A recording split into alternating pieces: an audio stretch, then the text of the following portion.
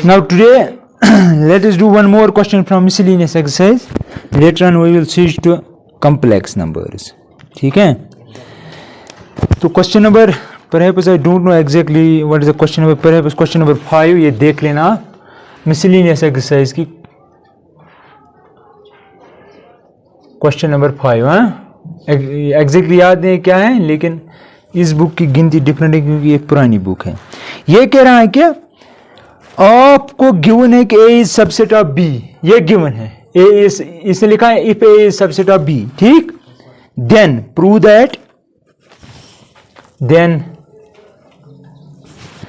That C minus B is subset of C minus A, C minus B is subset of C minus A.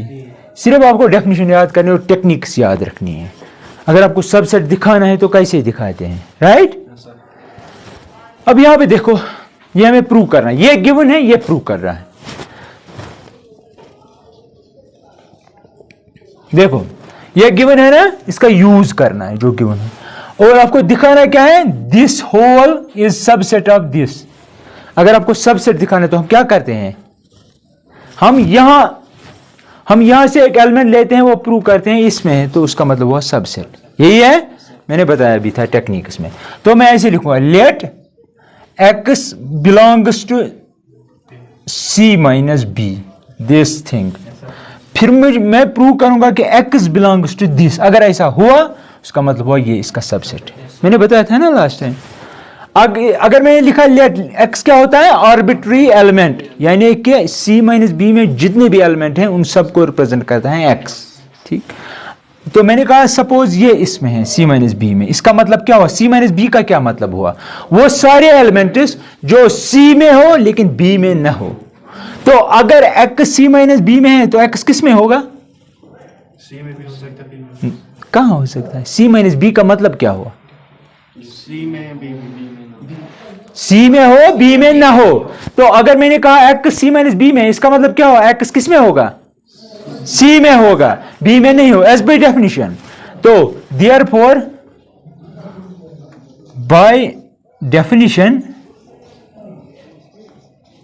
By definition I can write x belongs to C and x does not belongs to B. है ना, ये exact meaning, कोई शक यहां तक सही है.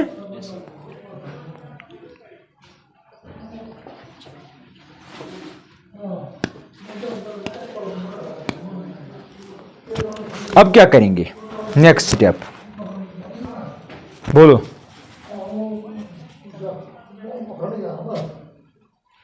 क्या नेक्स्ट, कुछ समझ आया ना? अच्छा यहां से देखो, अगर x इसमें है इसमें नहीं, इसका मतलब हुआ क्या मैं ऐसे लिख सकता हूं, x अगर B में नहीं है तो क्या x A में हो सकता है. यहां से देखो B इतना बड़ा है, ये है यूनिवर्सल सेट B, ये है, ये अंदर A है क्योंकि A is subset of B. A है ना B में, अगर x B में नहीं है दैट मीन सारे सेट में नहीं, तो A में होगा, होगा कि नहीं होगा, नहीं होगा, सीधी सी बात है, क्योंकि A B में है, इस सारे में नहीं है x, तो इसमें भी नहीं होगा डेफिनेटली, ठीक. तो मैं लिखूंगा विच employees x belongs to C and x does not belongs to A because A is subset of B. अगर ये देखना है तो यहां फिगर है, राइट. अब देखो x C में है और x A में नहीं है, इसका मतलब क्या हो, x इसमें था उसका मतलब हो x इसमें है इसमें नहीं है, तो हमने ऐसे लिखा. अगर आप ऐसे हो तो क्या लिख सकते हो, x belongs to, right, which employs x belongs to C minus A. सीधी सी बात है, यहां से हमने ये लिखा. अगर आपके पास ये होता तो आप ये लिख सकते थे, अब आपके पास ये है तो आप ये लिख सकते हो. इसका मतलब क्या हुआ, इसका मतलब हुआ x इसमें है इसमें नहीं है, as per this, by definition.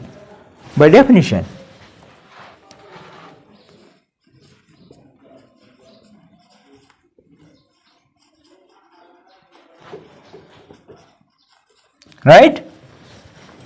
आपने x कहां से उठाया था, निकला कहां पे? निकला, मैंने खुद नहीं लिखा, मैंने हर एक स्टेप का लॉजिक दिया। तो अगर आपने x यहां से लिया, निकला यहां पे, तो इसका मतलब हुआ यह इसका सबसेट होगा। Which employees C minus B is subset of C minus A। यही तो आपको प्रूव करना था परहैप्स।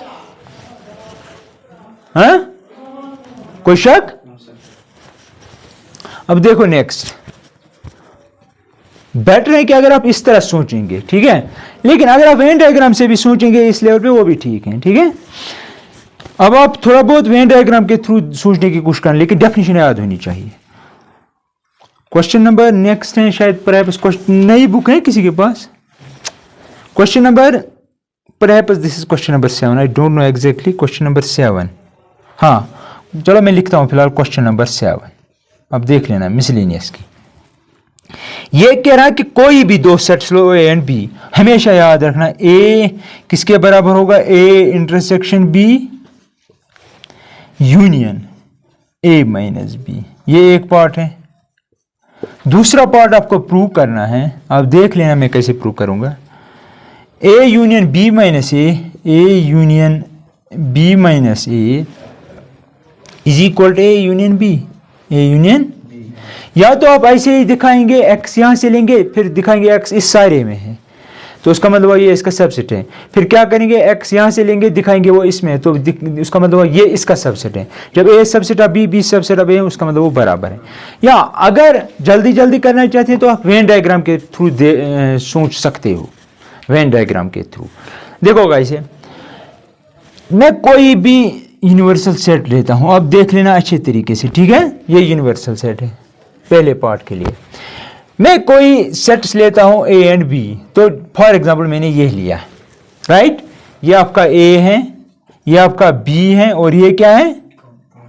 तो ए इंटरसेक्शन बी है ये, राइट। अब मुझे बताओ ए माइनस बी क्या होगा? ए से बी वाला हिस्सा काटना है, जो भी बी के एलिमेंट्स ए में होंगे वो काटने हैं, तो क्या बचेगा? हाँ, ए का ये वाला हिस्सा यहां से, ये छोड़ के सिर्फ एक ये वाला हिस्सा जो मैंने डॉट से बनाया, समझ रहे मेरी बात को? तो ये डॉट वाला हिस्सा जो है ये है ए माइनस बी बाय डेफिनेशन। ये क्या कह रहा है? ए जो है, ए आपको पता है ए इतना बड़ा सर्कल था, वो होगा बराबर किसके? एक तो ए इंटरसेक्शन बी, वो ये वाला हिस्सा है, और ए माइनस बी मीन्स डॉटेड हिस्सा। अगर डॉटेड हिस्सा और ये मिलाएंगे तो वो क्या बनेगा? ए बनेगा। तो that means this statement is true. ये वेन डायग्राम के मैंने थ्रू दिखाया। जरा आप आगे चलो, चलो आगे। बी हियर, ठीक है, बी ऑन द बोर्ड। ये है आपका ये डॉटेड वाला हिस्सा जो है वो है ए माइनस बी आपका, ठीक। ये जो है ये वाला हिस्सा, ये है आपका इंटरसेक्शन। लेकिन इस इंटरसेक्शन में इसका भी हिस्सा है और इसका भी हिस्सा है, बी का भी है, ए का भी है ना, वही होता है ना इंटरसेक्शन। अगर आप ये कॉमन वाला हिस्सा और डॉटेड हिस्सा मिलाएंगे, मतलब इनको जमा करेंगे, तो ये क्या बनाएंगे? ए बनाएंगे। लेकिन ये हुआ ये डॉटेड वाला हुआ ये, दैट मीन्स ये यूनियन ये अगर करेंगे, यूनियन हुआ ना सब मिला के, तो वो बनेगा ए। तो that means this is true. अब आप यहां पे आइए, ये जरूरी नहीं है कि आप ऐसे लेंगे, ये आप ऐसे भी फिगर बना सकते हो, फिर भी आप प्रूव कर सकते हो। यहां पे ए, यहां पे बी, है ना, ठीक। अब देखो ये आपका यूनिवर्सल सेट है। अब देखिए ए इंटरसेक्शन बी क्या आएगा? कुछ नहीं है। तो इनके दरमियान ये वाला हिस्सा नहीं है, फाई है। यूनियन करेंगे फाई को कि ए माइनस बी, ए से बी वाला हिस्सा काटो तो क्या बचेगा? ए ही बचेगा, क्योंकि इससे कोई बी का एलिमेंट कटता ही नहीं है, उनके दरमियान कोई एलिमेंट कॉमन है ही नहीं। तो ए इंटरसेक्शन बी फाई, इस केस में ए माइनस बी ए ही आएगा। तो फाई यूनियन ए क्या बनेगा? ए। तो ए हुआ ना ए के बराबर। In both the cases you have observed that this holds. इसके बगैर जो भी आप फिगर बनाएंगे हमेशा ये ट्रू ही होगा, ठीक है। अब यहां पे आइए, मैं लेता हूं यूनिवर्सल सेट ऐसे, यह आपका यूनिवर्सल सेट, ठीक है। मैं लेता हूं ए, यूजुअली मैं ऐसे ही लेता हूं, ठीक है। ये ए है, ये बी है, तो ये वाला हिस्सा हुआ हमें इंटरसेक्शन चाहिए नहीं चाहिए? ठीक है, छोड़ो। b माइनस ए चाहिए, b माइनस ए हुआ ना ये, किसके बगैर? एक के बगैर। ए को छोड़ो, इसके बगैर भी डॉटेड वाला हिस्सा जो है वो है b माइनस ए आपका, राइट? b माइनस ए, अगर b माइनस ए, अच्छा ये आपका a था फुल सर्कल और ये आपका b था। अगर ये सर्कल और ये b माइनस ए जो डॉटेड मैंने लिखा, इनको यूनियन करेंगे तो क्या बनेगा? a union b। तो दैट मीन्स अगर आप ये सारा a मीन्स ये सारा सर्कल मिलाएंगे इसके साथ b माइनस ए के साथ, b माइनस ए यहां से ऐसे बनता है। तो जब आप यूनियन करेंगे, क्योंकि आपको यूनियन चाहिए, तो उसमें यह भी आएगा यह भी आएगा, तो वो ये सारा 8 बनेगा, a यूनियन b, राइट? अब देखो a, वो तो a यूनियन b आ गया ना खुद ब खुद, तो that means this is also true. अगर आप इस तरह की फिगर बनाएंगे, देखो यानी कि दो के दरमियान कॉमन कुछ नहीं है, ये a है ये b है, राइट? अब देखो b माइनस ए, b से a काटना है तो बचेगा क्या? b ही, b सारा, तो इसके बदले b आया, तो यहां पे a ही रखेंगे क्योंकि हमें रखना भी है, तो a यूनियन b वही तो हमें चाहिए, क्योंकि इसके बदले आया इस केस में b, here b minus A is b, here b minus A, यानी कि b से a काटना है, काटते वही हिस्सा है जो कॉमन हो, लेकिन इनके दरमियान कुछ कॉमन नहीं है। b से a काटो, लेकिन a का कोई भी हिस्सा इसमें नहीं है, तो वो b ही आएगा। समझ आया? तो इस तरह ये प्रूव होता है, ठीक है? आज हम सेट थ्योरी में ये दो करेंगे, कल फिर दो करेंगे, तो अब हम